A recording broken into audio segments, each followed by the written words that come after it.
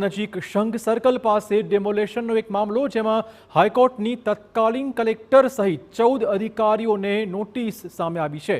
18મી જૂન સુધી તમામ અધિકારીઓએ જવાબ રજૂ કરવાનો રહેશે। તમામ અધિકારીઓએ સોગંદનામા સાથે જવાબ ફાઇલ કરવાની સૂચના આપી દેવાઈ છે। 6 અસરગ્રસ્તોએ કોર્ટમાં આ બાબતની અરજી કરી હતી। તંત્રે કોઈ નોટિસ ફટકાર્યા વગર ડેમોલેશન કર્યાનો આ લોકોએ આરોપ મૂક્યો હતો। 4 એપ્રિલ 2025ના રોજ સોમનાથના શંખ સર્કલ નજીક 80 જેટલા રહેણાંક મકાનો સહિત દબાણો પર તંત્રએ બુલડોઝર ફેરવ્યું હતું।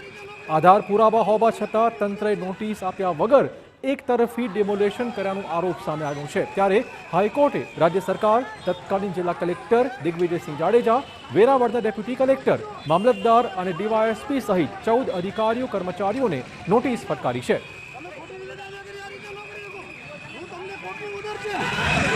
ત્યારે જ્યારે દલીલ ચાલતી હતી ત્યારે જજશ્રીને મારા વકીલ દ્વારા BM મંગુકે સાહેબ અને બેલાબેન પ્રજાપતિ દ્વારા એમને મંગુકે સાહેબે એમને જજશ્રીને કીધેલું કે આ લોકોને કોઈ નોટિસ દેવામાં નથી આવી, અને નોટિસ દેવામાં નથી આવી તો ત્યારે જજશ્રીએ કીધું જો નોટિસ દેવામાં નહીં આવી હોય તો સુપ્રીમ કોર્ટનું ઉલ્લંઘન પણ કરવામાં એ લોકો આવેલું છે, અને આજે આવી રીતે જો એને કોઈ નોટિસ આપ્યા કે કોઈ કાર્યવાહી કર્યા વગર આ ડેમોલેશન કરવામાં આવ્યો છે તો તેમને પોતાના ખર્ચે સ્વખર્ચ ભોગવવાની તૈયારી રાખવાની રહેશે। અને હવે સમાચાર જામનગરથી, જ્યાં કેટરિંગમાં કામ કરતી